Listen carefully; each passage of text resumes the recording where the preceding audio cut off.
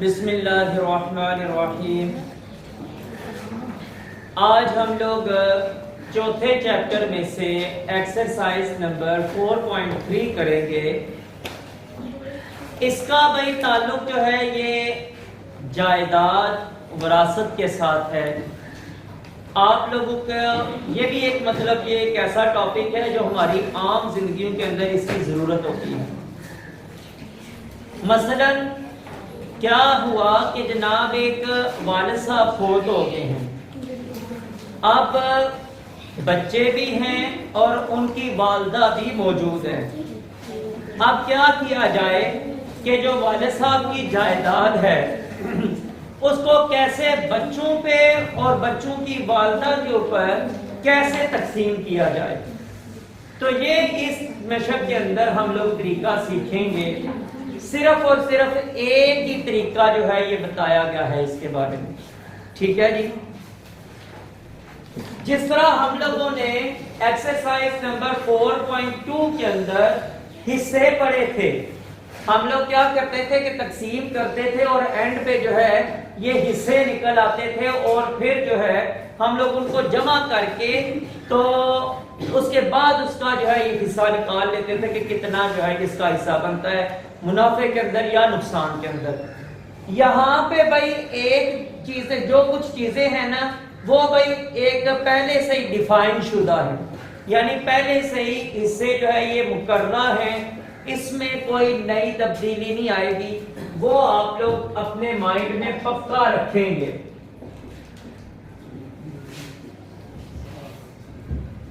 बीवी का हिस्सा जायदाद के अंदर कितना होता है, वो है 1/8।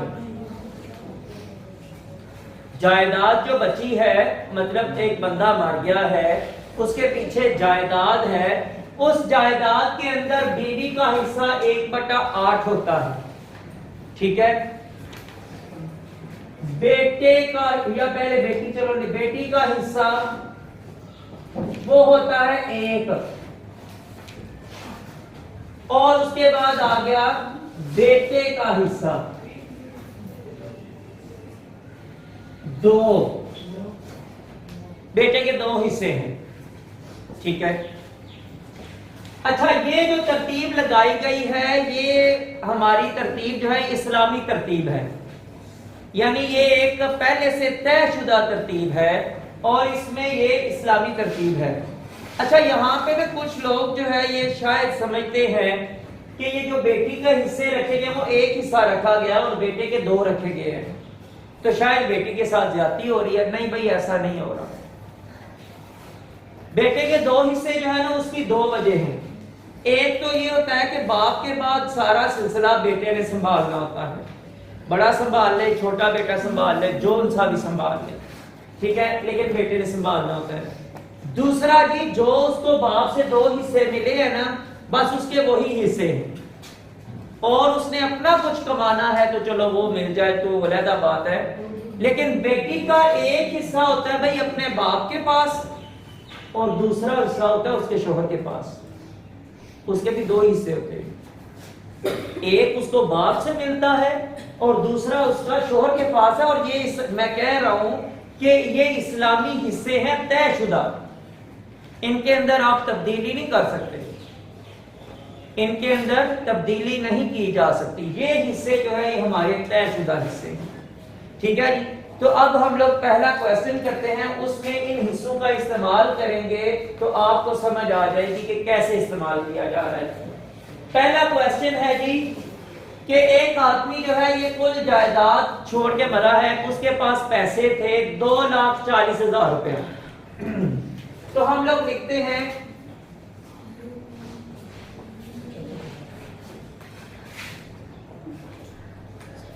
कुल तरका दी 2,40,000 रुपए, ठीक है। अब वो आगे पूछ क्या रहा है, कहता है जी इसके वरासा में 6 बेटियां और 2 बेटे हैं। 6 बेटियां हैं और 2 बेटे हैं। कहता है ये जायदाद उनमें तकसीम करनी है। ये जायदाद जो है ये उनमें तकसीम करनी है, इसका बीवी का बीच में जिक्र कोई नहीं है सवाल के अंदर। अब हम लोगों ने तकसीम, फिर वही बात कि हम लोगों ने कैसे तकसीम करना है इसको सामने रखते हुए, एक बेटी का हिस्सा एक है अगर, तो 6 बेटियों का कितने बनेंगे टोटल? 6। बिल्कुल ठीक है। हम यहां पे लिखते हैं एक बेटी का हिस्सा वो है 6, सॉरी 1, तो फिर 6 बेटियों के कुल हिस्से वो बन जाएंगे 6। आगे भी हमारे पास है बेटे, उसने कहा है 2 बेटे भी हैं उसके, एक बेटे का हिस्सा वो है जी 2, एक बेटे के 2 हिस्से हम लोगों ने पहले यहां पे लिखे हुए हैं, तो 2 बेटों के टोटल कितने बनेंगे? 4। 2 बेटों के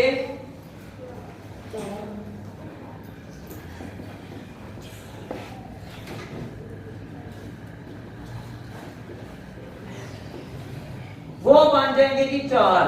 अब ये जो टोटल हिस्से हैं ना 6 बेटियों के और 2 बेटों के, ये इनको आपस में कर लेना आपने जमा, जिस तरह हम लोगों ने 4.2 एक्सरसाइज के अंदर किया था। 4.2 एक्सरसाइज में जहां पे तकसीम रुक जाती थी वो उनके कुल हिस्से निकल आते थे और उनको हम लोग जमा करके टोटल हिस्से बना लेते थे और उसके बाद फिर जिसका जितना हिस्सा बनता था वो उसको देते जाते थे। ठीक है, अब ये देखें जरा कि कुल हिस्से वो है जी 6 जमा 4 बराबर है 10।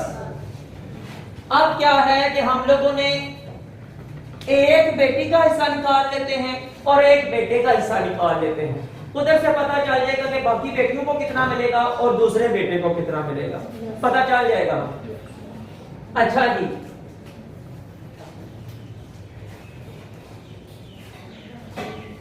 एक बेटी का हिस्सा बराबर है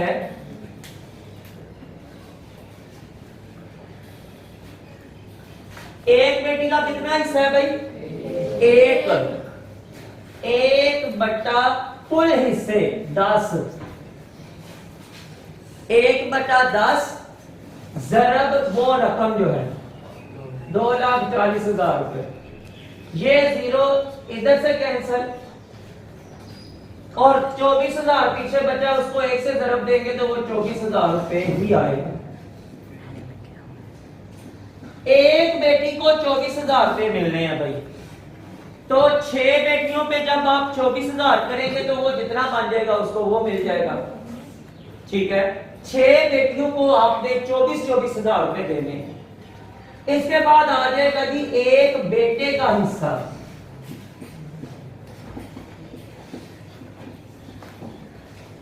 बराबर है बेटे का हिस्सा 2 है ना, तो 2 लिखेंगे बटा 10 कर देंगे, जरब फिर वही 2,40,000 रुपए।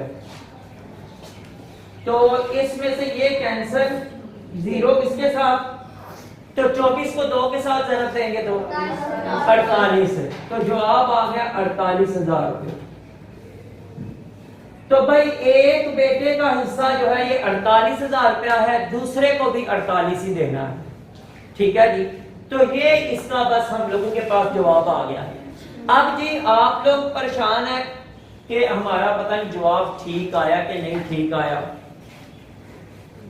ये 24,000 है 6 बेटियों का, इसको 6 दफा जरब कर दें, इसको या तो 6 से जरब कर दें 24,000 को, या फिर क्या कर दें कि 6 दफा लिख के जमा कर दें। ठीक है, या तो 6 दफा जरब कर दें या 6 दफा लिख के तो जरब जमा कर दें। और ये 2 बेटियों का है, इसको 48 को जो है ये या तो 2 से जरब दे दें और या फिर क्या है कि इसको 2 दफा लिख के जमा कर दें। तो मैं आपको वैसे बता देता हूँ, ऐसे जमा वाली तरतीब बता देता हूँ। नहीं, मैं आपको ना एक इसलिए बता रहा हूँ कि आप जमा खुद ही करना है आपने या ज़रब आपने खुद ही करना है, सिर्फ एक तरतीब बता रहा हूं। देखें जरा 24,000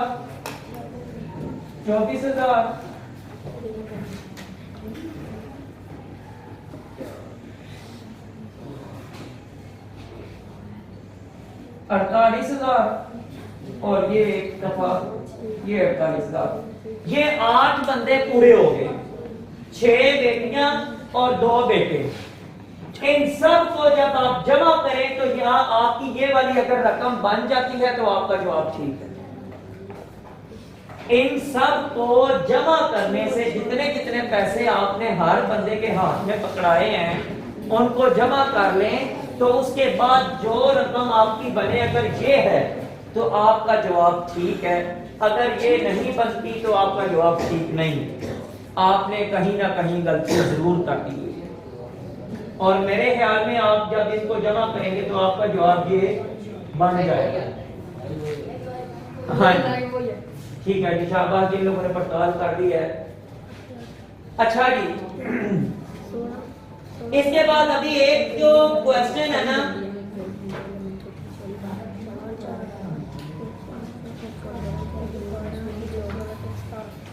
ये मैं अभी क्वेश्चन नंबर करने लगा हूं 3। इसमें उसकी बेवा का भी जिक्र किया गया है, यानी उसकी बीवी का भी जिक्र किया गया है जो बंदा फोत हुआ है उसका। तो एक क्वेश्चन ये कर लेते हैं, इसके बाद बाकी क्वेश्चन आप करेंगे। हाँ, अगर आप लोगों को उसमें से कोई ऐसा क्वेश्चन नजर आ जाता है जो कि बहुत ज्यादा तब्दील है तो वो फिर आपको मैं खुद करके दूंगा।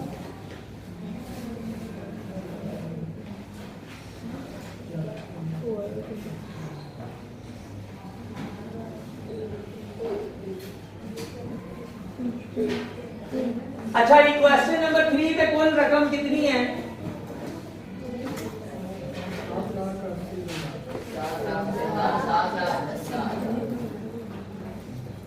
7,80,000 रुपए।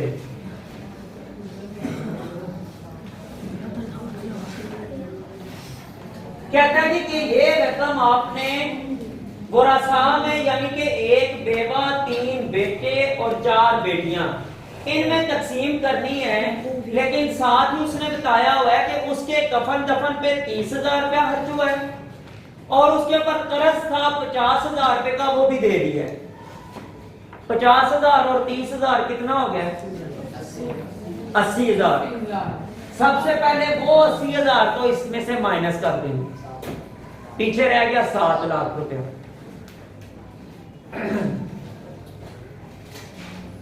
कफन दफन और कर्ज की कुल रकम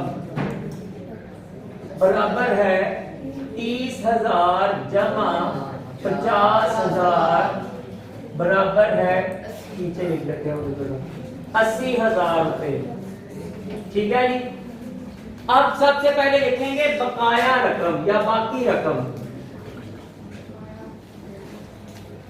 7,80,000 रुपए में से माइनस कर दें 80,000 तो बराबर आ गया 7 लाख रुपए।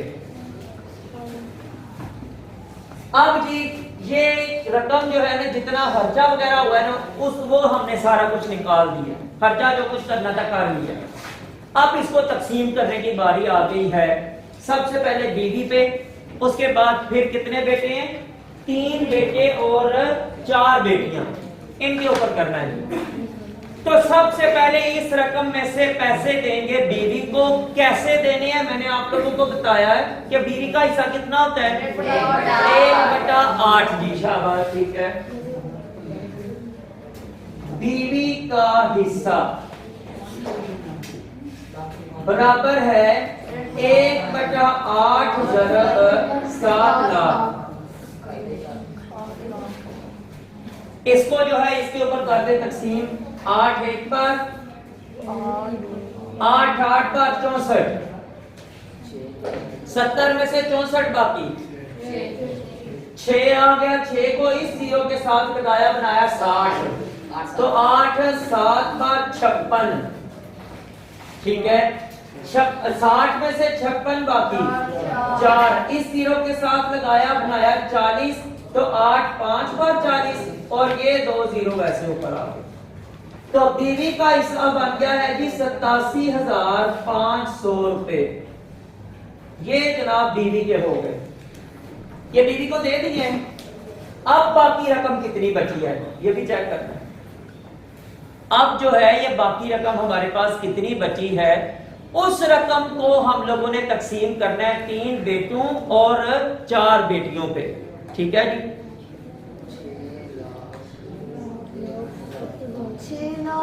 इसको निकाल लेंगे उसमें से बाकी रकम 7 लाख में से माइनस किया 87,500 को, तो क्या जवाब आया? 6,12,500 सामने कर देते हैं ताकि सबको पता चल जाए।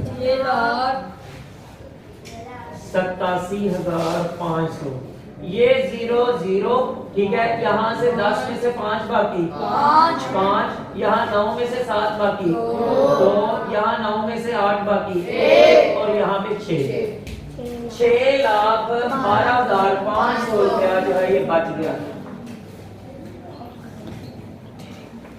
ये बच गया। अब हम लोग सबसे पहले हिस्से निकाल लेंगे बच्चों के कि उनके टोटल कितने हिस्से बनते हैं। तो आपने मुझे बताना है कि भाई कितने बनते हैं हिस्से, तो आपने मुझे बताना है कि बच्चों के हिस्से कितने बनते हैं।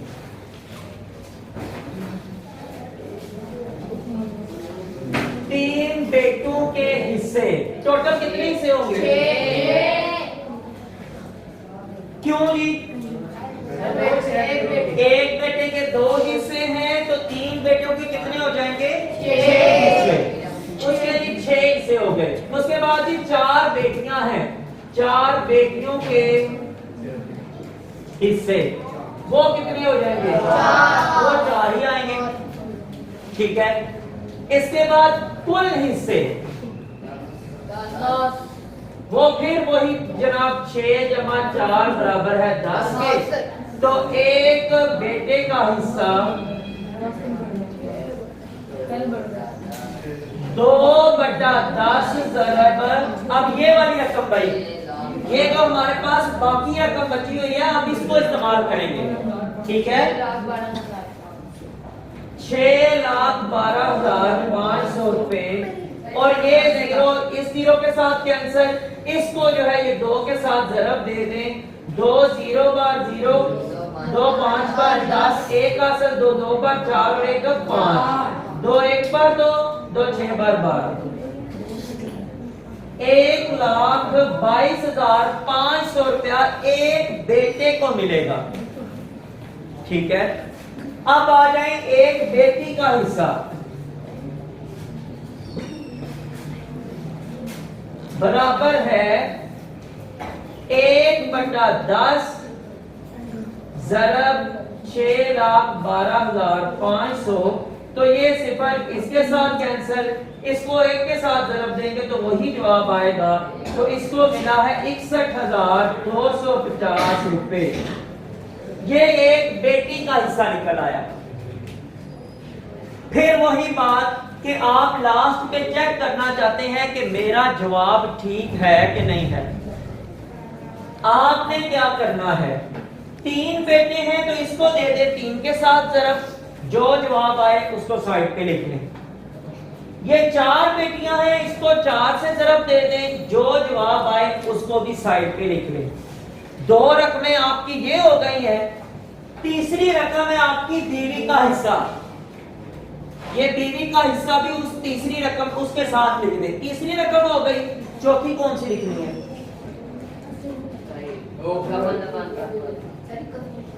है? हाँ जी बिल्कुल जी, कफन दफन का जो खर्चा हुआ था और करज का खर्चा ये भी आपने लिखना है। ये चारों रकमों को आप जमा करें, आपका जवाब ये आना चाहिए। अगर ये आपका जवाब आ जाए तो फिर आप लोगों का आंसर ठीक है। अगर आप लोगों का जवाब ये नहीं आया तो फिर आपका जवाब जो है ये क्वेश्चन गलत हो जाएगा। तो इस एक्सरसाइज के अंदर